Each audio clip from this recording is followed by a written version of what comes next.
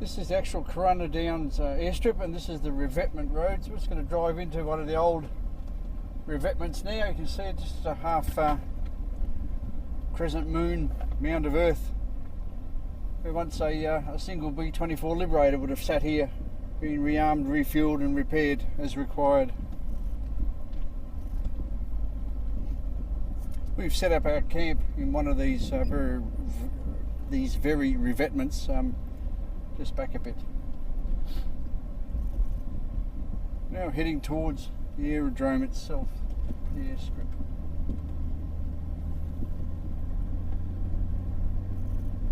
This will bring us out on the eastern end of the longest strip.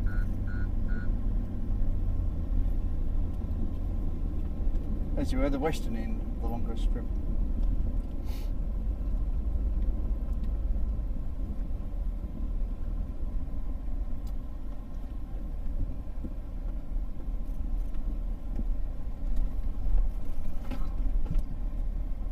There it is, Corunna Downs secret airbase. Picture yourself as a pilot of a Liberator rumbling along here on your missions from this place in the middle of nowhere that the Japanese were never able to find. Take off and bomb targets in Java and Indonesia.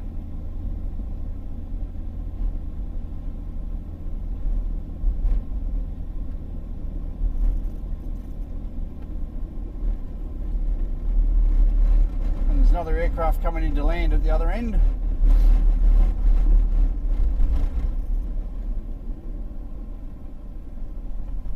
Well, we'll depart the runway here and abort our takeoff and go down and have a look at the camp area.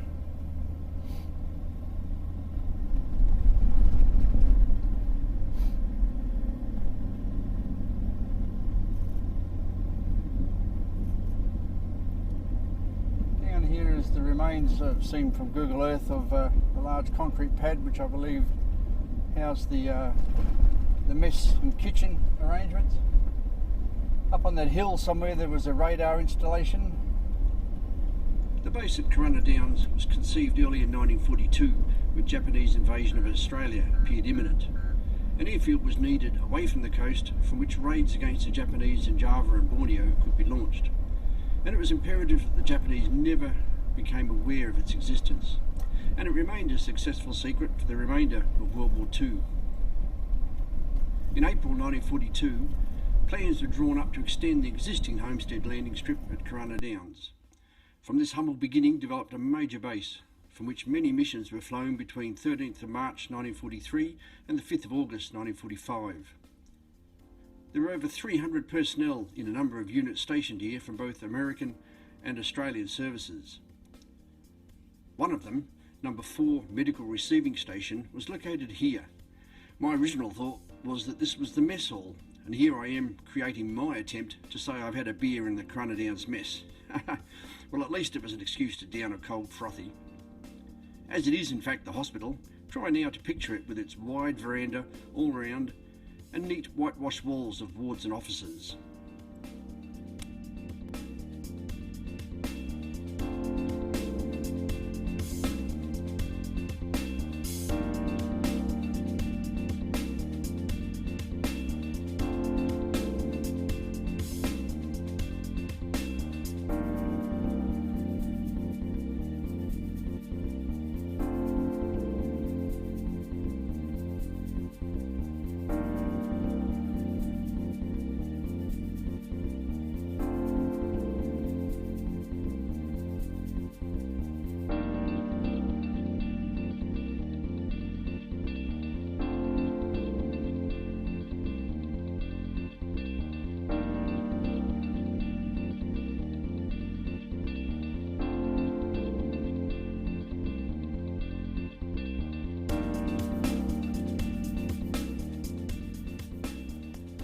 Further along the track is an area that I thought was the workshop area. Again, I've since discovered it was the domestic area where the mess and accommodation was located. In the 1980s, a mining company occupied this very spot and used many of the concrete pads for dongers and other stuff. Perhaps that's why it had a workshop look to it, particularly with the vehicle ramp. The area is full of artefacts and stuff that I can't even guess as to their purpose. There are many of the 100-pound bomb crates lying around, some single ones, but many welded together to form something. Who knows?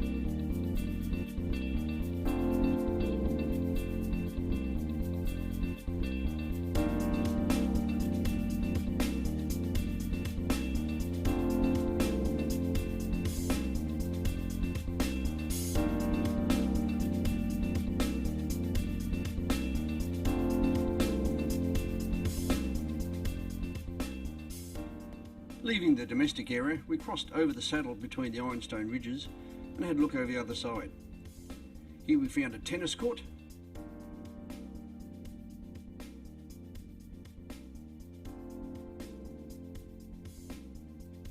and a 25-yard small arms range.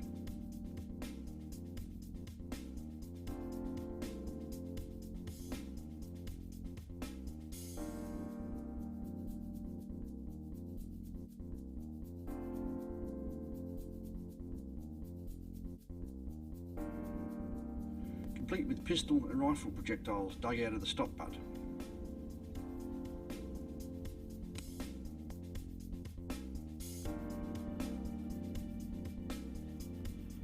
In the area where his outdoor cinema used to be, we found a wonderful memorial to Sergeant Ernest Cook, who was tragically killed in a vehicle accident on the way to Marble Bar. Sergeant Cook's service records and extracts from a report of his death were provided at the site. We thought this a lovely gesture and a great tribute to someone that would otherwise be forgotten. But in the words of an airman here at the time, he saved us from extreme boredom. Among the paperwork, there's some brief insight into the harshness of life out here. At one time, the place had a record hot spell of 161 days with the temperature above 100 degrees Fahrenheit. My goodness.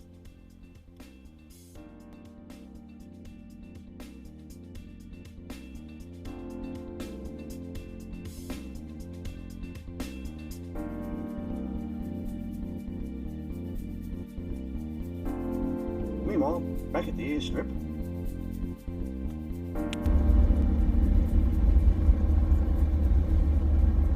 gaining speed on Corunna Downs runway.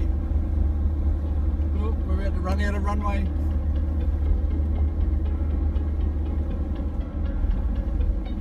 She'll not take it, Captain, she'll break up. Abort.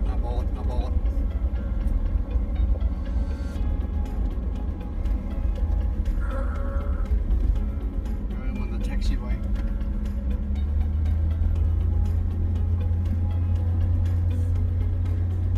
Right, eh?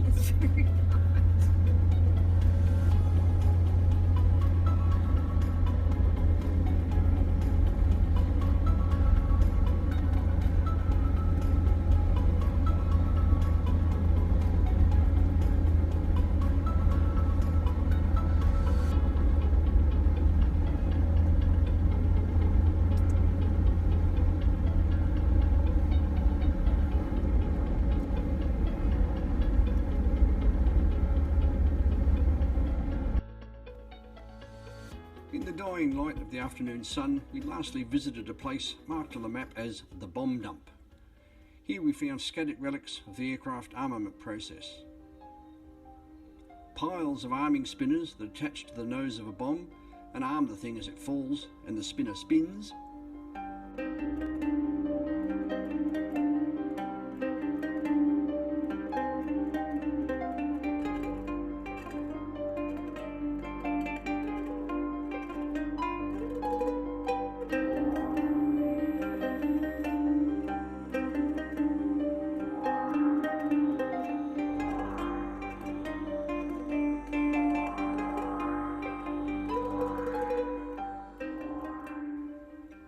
piles of 30 calibre machine gun ammunition links,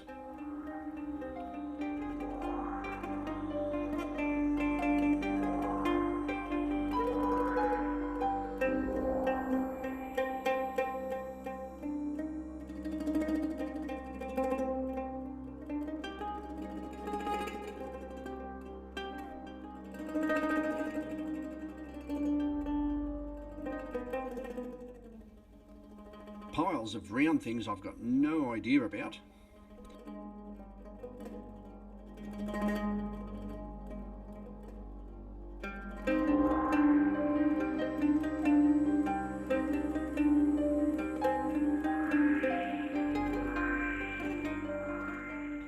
And hundreds of metal frames that house the actual body of the 100-pound bombs that the Liberators dropped.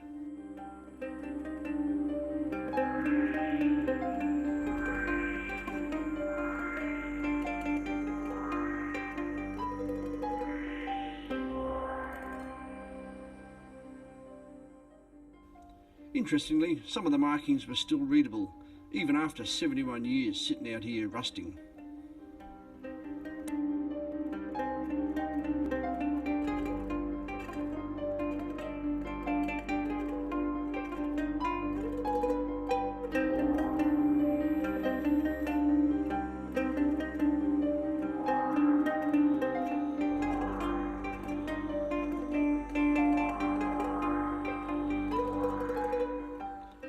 Here you can see the square end forms of the bomb crates, and it's my educated guess that the round containers house the fuse mechanisms for the various bomb types used out here.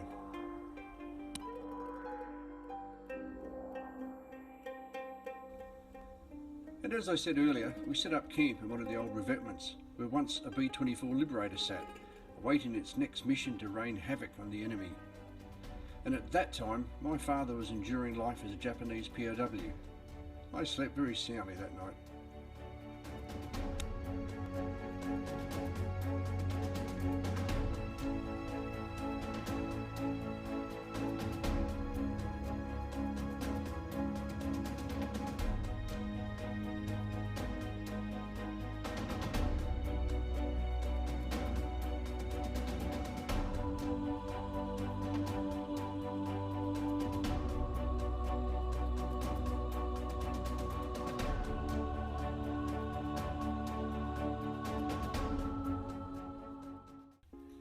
Before we departed, we spent all morning further exploring Corunna Downs.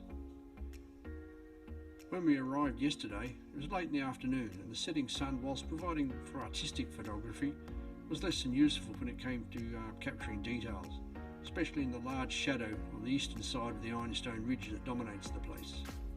And besides, I'd yet to climb up on top of the ridge and see the view from there. This is from the top of the hill overlooking the Corunna Downs campsite. There's a concrete pad up here that poses some questions. Getting the materials up here would have been very difficult. There's no path, and you'd have to climb up a mountain of these big loose rocks. Down the other side is the campsite area of the airbase. Domestic area down there. Follow that road, just where it starts the S-bend on the corner, there's a hospital, and across from that, the nurses' quarters, or what was.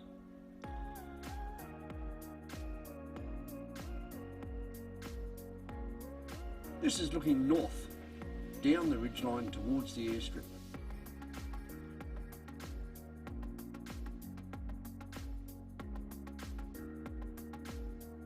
Swinging round, you can make out the tennis court and the stop button of the 25-yard range.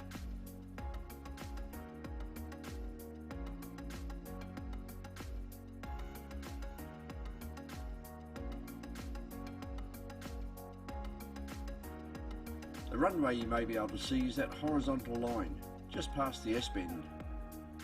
There you have it, Corunna Downs, a secret World War II airbase.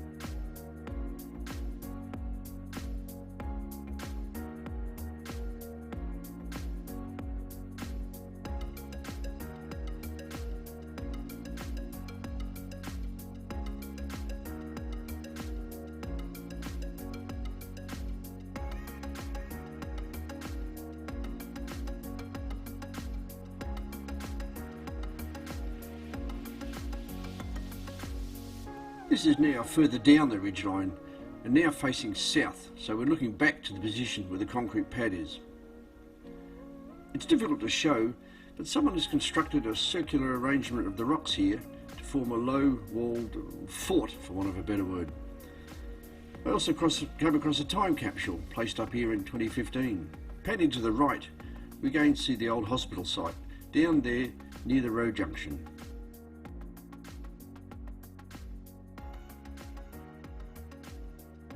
Swinging around and now facing north again, the main runway is clearly visible running across the shot. That point on the ridge directly in front of me is where the 40mm Bofors anti-aircraft gun was located.